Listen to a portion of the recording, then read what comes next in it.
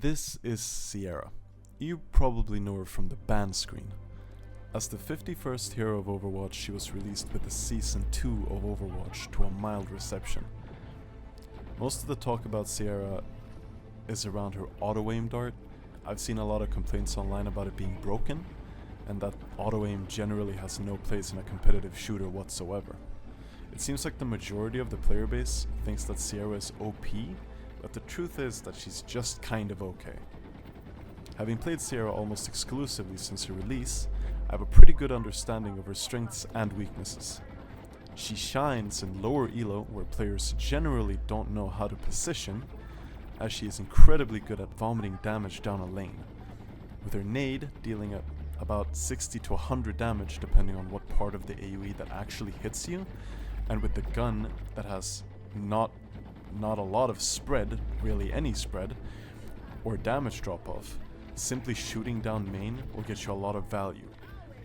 Since metal ranked players generally just run it down main, her AoE value skyrockets and she gets to utilize the full potential of her auto-aim dart since the players are unlikely to use cover in these lower ranks.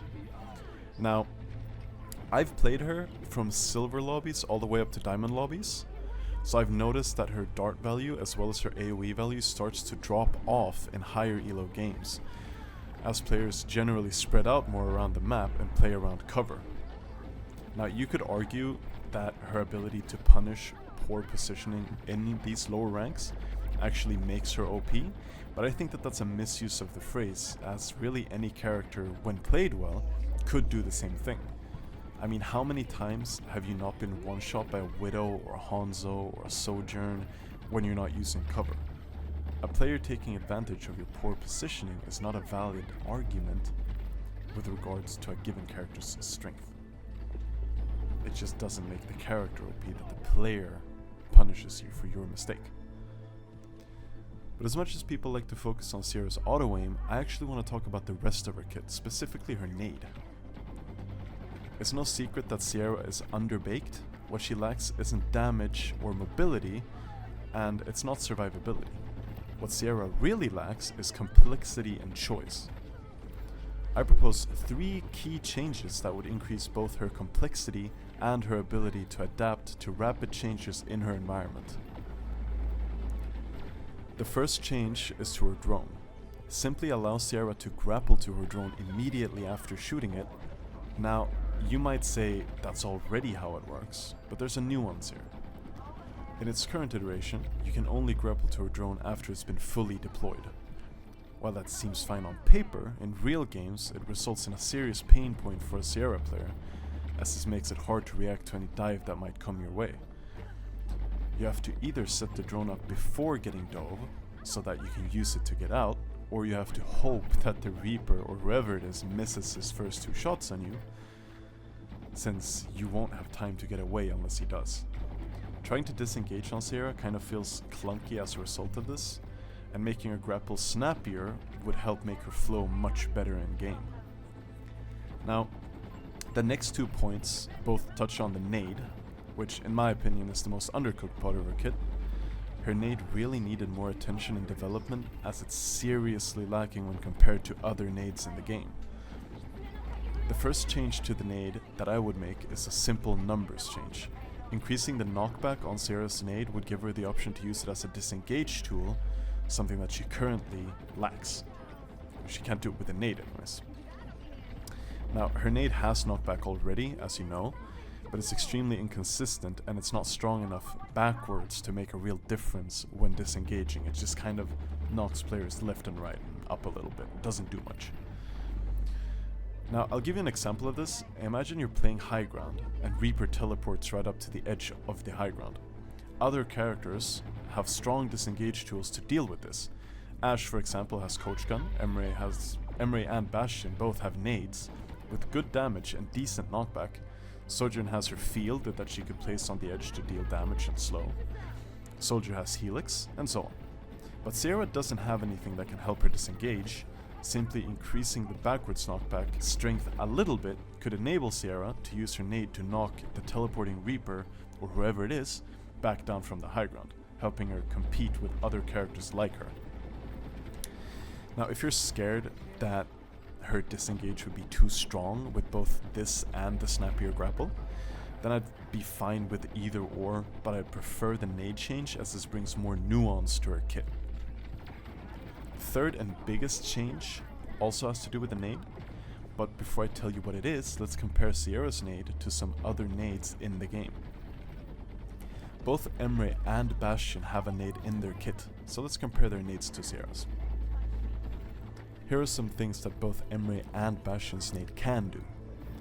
They can be thrown at an enemy for AoE damage. They can be thrown next to an enemy that's hiding behind cover to deal omnidirectional AoE damage. They can be bounced on a wall to reach an enemy out of your line of sight. They can be used as a mobility cooldown, and they deal extra damage if they hit the target directly. Now with Emre, that's only if you have the perk, but still, they can do that for more damage, rewarding you for actually hitting a body shot. Now, how many of these things do you think that Sierra's nade can do? It's one. She can do one of those things with her nade. Because of how Sierra's nade functions, the only real application of this ability is to deal damage to one or multiple enemies in your line of sight. The AoE damage travels forward in a cone, so you can't hit enemies behind cover. The nade doesn't bounce or even explode when it hits a wall, and deals no extra damage if you hit a direct hit. You can't even use it for mobility. Sierra's nade simply lacks depth. But how do we fix that? Well, I think that the best way to fix Sierra's nade is to change how it fundamentally interacts with walls. Instead of just doing nothing when it hits the wall, let it bounce off the wall, but with very little momentum. Then when it hits the ground, the cone AoE should travel the direction that the nade bounced in. The purpose of this is not to increase AoE slop in the game, but to increase the amount of options that Sierra has when using her nade. Bringing complexity to the ability will incentivize decision making, increasing the skill ceiling of the character without touching the skill floor. It'll also help Sierra compete seriously with other DPS heroes in the roster at a higher elo, as most of these heroes already have a way of dealing damage around cover when they need to. If this was the way the nade had worked, I believe players would stop spamming it down main, opting instead to use it intelligently, similar to Ashe's Dynamite. But in its current state, there's really not much of a reason to stop shooting to use nade unless you hit more than 2 players with it. I think that that's really unfortunate given the potential this ability really has. And to summarize, change how the nade interacts with walls in order to increase the character's depth, enabling decision making, making the character less brain dead, so to speak. Change the knockback to enable the nade to be used as a disengage tool, and make the drone snappier, more reactive when it comes to movement. Since every character needs to be balanced, you might need to change some numbers like, throw distance or speed of the nade to keep her power budget in check. But I think, all in all, these changes would help Sierra feel more thought out and fun to play.